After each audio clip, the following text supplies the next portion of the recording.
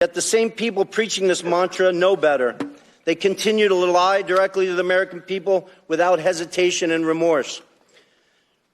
Rep. Dan Goldman and Jamie Raskin, both lawyers, and Mr. Goldman, a former prosecutor with the SDNY from New York, will continue to lie today in this hearing and then go straight to the media to tell more lies. Hunter Biden's defense attorney, Abby Lowell, weaponizes letters to Congress to try to smear my name Mr. and Chairman. misstate the cold hard facts Mr. Chairman. in an attempt to save his powerfully connected client and his father. I challenge Mr. Lowell to make those claims on national television so he can be held accountable for his lies. Prior to my successful business career, I was an officer in the United States Navy. At Navy's elite Naval Nuclear Power Training Command, I later served as the command's chief technology officer. Proceed. I apologize for the disruption from the. Okay. Am I supposed to say it's my time, Mr. Raskin? Yeah, but please, Mr. Bobulinski, please. Okay. Come to order. Mr. Bobulinski, please proceed. Okay. Please proceed. I apologize for the disruption from the minority. Okay. Well, Mr. Chairman, it saved his time, but he called members of this committee liars, and I just want to know whether the order and decorum requirements of House Rule 11 apply to witnesses appearing before the committee. There's decorum from the members. We've asked for that. There's no language that I'm aware of pertaining to a witness. Thank you. So, Mr. Bobulinski, who's the big guy? Joe Biden. Are you sure about that? Because when Joe Biden. You're sure? I'm 1,000% sure. Because when Hunter Biden did his deposition under oath, he said, I don't know who it is, even though he was copied on an email that said H will hold 10% for the big guy. You sure it's the big guy is Joe Biden? 1,000%. And there's other text messages that back that up, that the brave whistleblowers, Shapley and Ziegler, have produced, not from my phones, not from my BlackBerry that I took screenshots from. They took them from subpoenas directly from Apple's iCloud that back up the fact that Hunter knew the big guy was Joe Biden. The big guy is the brand. The big guy is the lift. The big guy is the one who showed up at golf outings, who took phone calls and meetings and lunches and dinners with Hunter Biden and his business associates. Is that right? Correct.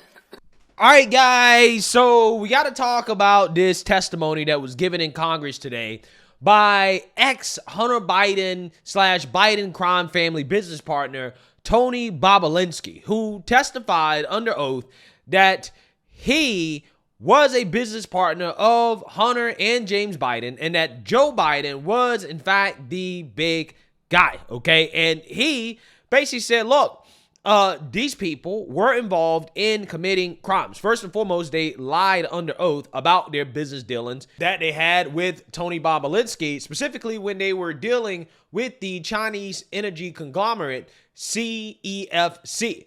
Now, Joe Biden, James Biden, and Hunter Biden allegedly met Bobulinski at a conference for roughly 45 minutes in May of 2017 because of Bobulinski's role in the negotiations. Now, all of this is corroborated by text from Bobulinski's old BlackBerry, in which he was, in fact, in contact with the Biden crime family. And this is something that the Biden crime family denied when they did their closed-door testimony with congressional lawmakers. And this is probably the reason why Hunter Biden wasn't at this hearing. Okay, he wasn't there because he probably did not want to face Tony Bobulinski, his ex-business partner, as he told the truth about what really happened, which is hilarious because Hunter Biden made this whole big scene about how he wants to testify in public, okay? He wants to tell the world about what happened. He doesn't want to do it behind closed doors. But when he gets the opportunity to do so with his ex-business partner there, he decides, nah, I'm going to pass on this, okay? Now, Bobulinski was not the only ex-Biden associate that testified at this hearing. You also had Mr. Jason Galanis, who also testified about Joe Biden's alleged phone calls to assist Hunter Biden with the Chinese and the Russian business deals and what he called the Biden lift, okay, which is his term for Hunter Biden supposedly promising that Joe Biden would be a part of the business, right? You are partnered not just with Hunter Biden, but with the Biden crime family as a whole, including Joe Biden, which is a part of the Biden brand, okay? Now, again, this guy is in prison, okay, and this is why he is testifying virtually. But the ultimate crime here that is being alleged from Mr. Tony Bobulinski is that the president violated federal laws against unregistered foreign lobbying, okay, and participating in a criminal conspiracy when he met with Bobulinski, Hunter Biden, and James Biden in order to form a business to broker these business deals with a Chinese conglomerate, right? That's ultimately the crime that's being alleged. Now, to the money flow, because this is where the rubber meets the road. On August 3rd, they actually stipulate through WhatsApp text messages the exact stipulations of the deal. On August 4th, $100,000 is wired into Owasco PC from CEFC Infrastructure. Mr. Chairman, I want to submit for the record a portion of the bank statement for the time period August 3rd of 2017 to August 31, 2017, stipulating $100,000 going from CEFC into the bank account of Hunter Biden through Owasco PC. Without objection, so ordered. On August 8th, 4 days later, $5 million is then transferred from the Northern International Capital account of $5 million to Hudson West III. Hudson West III is a bank account controlled by Hunter Biden and Mr. Gong Wang, a.k.a. Kevin Dong, who is a CEFC associate. That money comes from the Northern International Capital bank account that is tied to the CCP. Mr. Chairman, I want to submit for the record the bank statement demonstrating that transfer. Without objection, so ordered. Okay, moving on. On August 8th, the same time period, there is a wire transfer of $400,000 to Owasco PC from the Hudson West III bank account. That $400,000, Mr. Chairman, I have the transfer records in the bank accounts from the August time period. I want to submit that for the record. Without objection, so ordered. Now, here's where the fun stuff comes in, everybody, and I got a minute to do it, so we're going to get this done. On August 14th, there is $150,000 that is transferred from Owasco PC, which is controlled by Hunter Biden, to Lion Hall Group, which is controlled by James Biden. I have the records here, Mr. Chairman, of the $150,000 that has gone to Lion Hall Group from Owasco PC. I want to submit that for the record. Without objection, so ordered. On August 28th, and I believe we have a screenshot for everybody in the room. On August 28th, Mr. Chairman, we have the withdrawal ticket from Lion Hall Group that is signed by Sarah Biden, who is the wife of Jim Biden, for $50,000 to withdraw from Lion Hall Group. I want to submit that withdrawal receipt for the record. Without objection, so ordered. On September 3rd, on August 28th, actually, Mr. Chairman, we have the deposit reference into Sarah Jones Biden's account on the same day she withdrew it from Lion Hall. I want to submit that from the record. Without objection, so ordered. Last document. On September 3rd, 2007, from Sarah Biden's own personal account, there is a check that is written to Joseph Robinette Biden, Jr., the President of the United States today, for $40,000, signed loan repayment. A loan repayment, by the way, that Joe Biden's own personal accountant, Mr. Eric Schwerin, has no record for. I want to submit that for the record, Mr. Chairman. Without objection, so ordered. To the members of the committee, it is clear that the source of this money came from CEFC, and that CEFC is a company that is directly linked to the CCP and actually the chairman of the CCP, the chairman of the Chinese Communist Party, Chairman Xi Jinping. With that, I yield. What is the Democrats and their response to all of these things that Tony Bobulinski is testifying to? Well, it is to do what they always do, which is to say, well, this is a big conspiracy, and this is Russia, right? It's the Russia collusion hoax all over again. On the American people. But after turning over every stone and going down every rabbit hole, including interviewing Viktor Shokin and Zlochevsky, the owner of Burisma, did you ever find the smoking gun or any evidence that Donald Trump was looking for to paste on Joe Biden? On the contrary, Representative Raskin, not only did we keep hitting dead walls and not finding the smoking gun, but we kept running into sources of the information that was coming out of Russia. Today, I ask you to consider the following. In nearly a year traveling the world and interviewing officials in different countries, I found precisely zero evidence of the Biden's corruption in Ukraine. No credible source has ever provided proof of criminal activity, not the FBI, CIA, nor the NSA. No respectable Ukrainian official has ever said that the Bidens did anything illegal, including former President Poroshenko and former Prosecutor General Yuri Lutsenko. Even when CEO Burisma, Mykola Zlochevsky, was offered a deal by Rudy Giuliani in exchange for information on the Bidens, he provided none, because there is none. The only information ever pushed on the Bidens in Ukraine has come from one source, and one source only: Russia and Russian agents. The impeachment proceedings that bring us here now are predicated on false information spread by the Kremlin. And Mr. Chairman, I'd like to enter for the record an article from today's Daily Beast entitled "Texts Reveal More Russia Ties for Key Anti-Biden Witness Bobulinski." Okay, Daily Beast, without objection. Yeah, so you seen that, you heard that, okay? So that brings us to AOC, who had enough, okay? She had enough, okay? And she demanded that Tony Bobulinski tell her what crimes did Joe Biden commit, okay? What crimes did Joe Biden commit? Why are we doing this impeachment inquiry? And Mr. Tony Bobulinski is going to school AOC on the crimes that Joe Biden allegedly committed, but AOC is apparently not going to want to actually hear any facts or evidence that goes against her narrative. So without further ado, let's get into it. Mr. Bobulinski, I heard your opening statement. It's submitted to the record, part of our proceedings. I have a quick question. Simple. Is it your testimony today that you personally witnessed President Joe Biden commit a crime? I believe the fact that he was sitting with me while I was putting together a business deal. Did you deal, witness the president commit a crime? Is it your testimony today? Yes.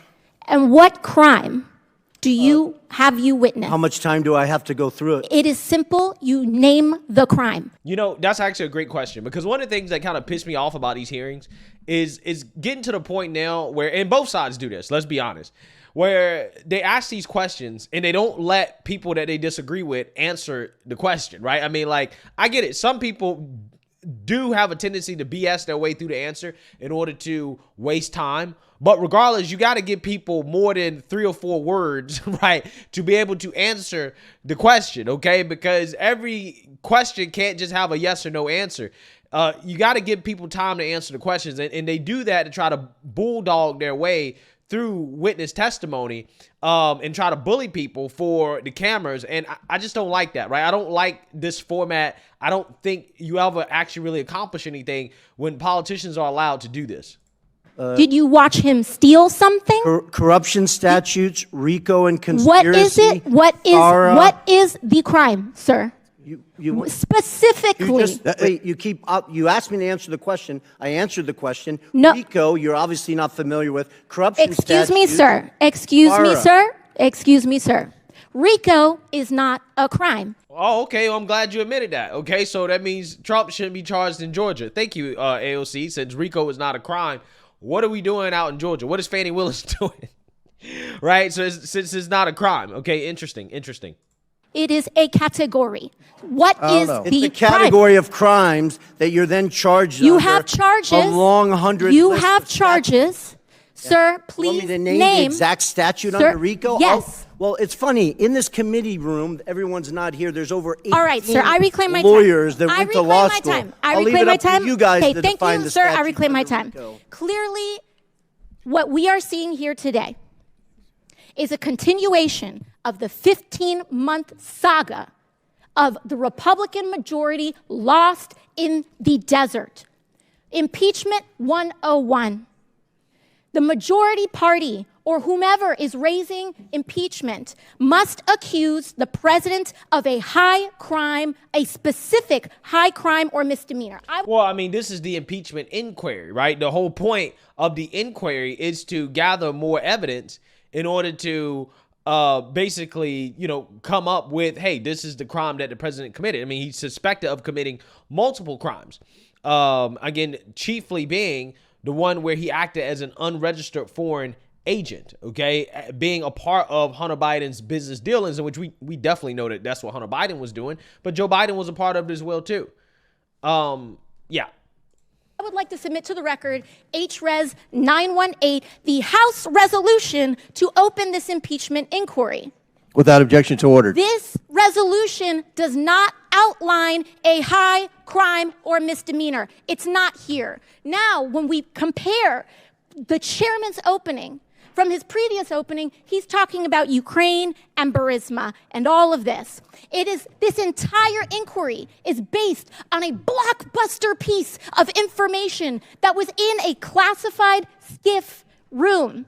And inside that room was a document alleging President Biden directly of a $10 million bribery scheme, a $10 million bribery scheme, extremely serious.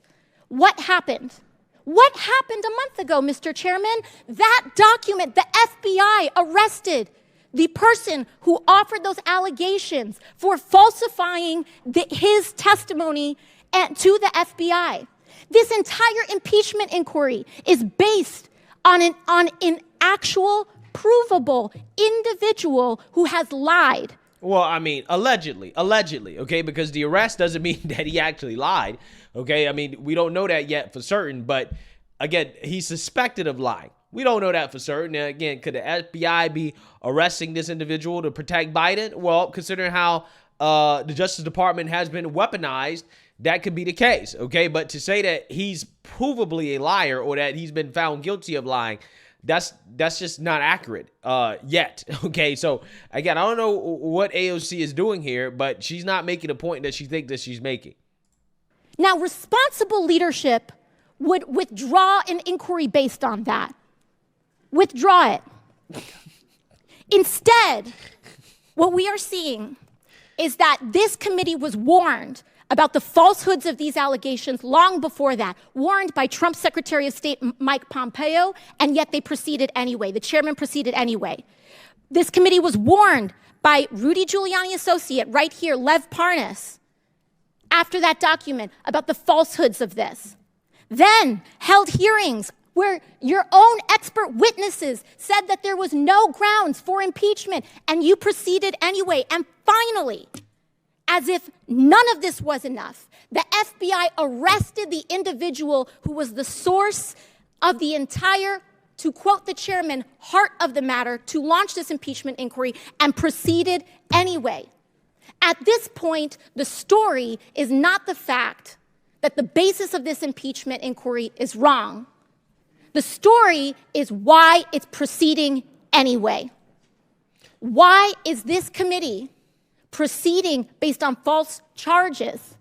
Well, I mean, that's the question we should be asking about. Why did they proceed with the impeachments against Trump, right? Based off false charges. Again, it's amazing how they want to ask these questions when it comes to Biden, but when it came to Trump, no, it's totally fine, right? Why are we doing all this stuff against Trump right now? Based off false charges and allegations. AOC doesn't have a problem with that. She agrees with that, right? But again, when it happens to her guy, okay, which, I mean, I don't know if what is being alleged against Biden is false, but again, when it happens to her guy, all of a sudden, oh, this is a problem. Why are you doing this?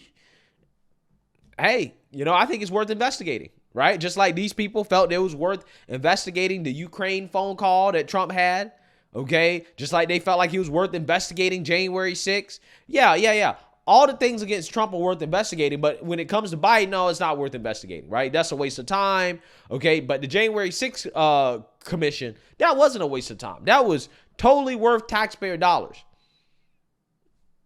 Amazing. The double standard here is insane. And by the way, no charges. I have yet to hear in the chairman's opening the allegation that they are specifically charging the president of the United States with. I'm hearing about Biden family. I'm hearing about this and that. I am not hearing the specific allegation by this committee. What is it? It's not here. And that is the problem. The story is when this committee knew that they were working with falsified evidence. That's the story. And with that, I yield back. Hilarious. Absolutely hilarious. Again, I love watching AOC melt down over getting a taste of the left's own medicine, right? Again, when it's investigating their guy, oh, well, it's a problem, blah, blah, blah. Nah, I think it's definitely worth investigating Joe Biden. 100%, right? 100%, because we know they was shady, bruh. It's too much evidence out there, circumstantial evidence, showing that, yeah, I mean, he was acting as a foreign agent. Okay, we may have some money laundering involved. Okay, we know damn well that, Hunter Biden loves evading taxes. There's a lot of stuff out there, right? And it's definitely worth investigating until we get a specific charge, and then we're going to move forward, right? That's how this works. That's how it works. But again, Democrats want to put their hand in the sand and act like, oh, well, there's nothing here, right? You're a conspiracy theorist. It's Russia. When a lot of this stuff was found on Hunter Biden's laptop.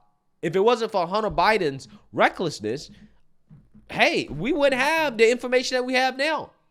And now they want to get mad because we're getting closer and closer. We're piecing together the evidence to paint a whole story about how the Biden crime family operated. Now, I personally believe it got to be James Biden. James Biden got to be the brains of the operation because Joe Biden, his brain isn't, working. And we know that Hunter Biden, he definitely is not sophisticated enough to set up the network of companies and entities that clearly and obviously were used to hide the activities of the Biden crime family and how they funneled money back to the big guy, Joe, right? So, again, we'll see what comes up this. I wouldn't get my hopes up because, again, it is Republicans in charge of investigating. But the Democrat meltdowns in the meantime are pretty entertaining. Let me know what you guys think. Make sure you like, comment, and subscribe. Most importantly, share a Black conservative perspective. Peace.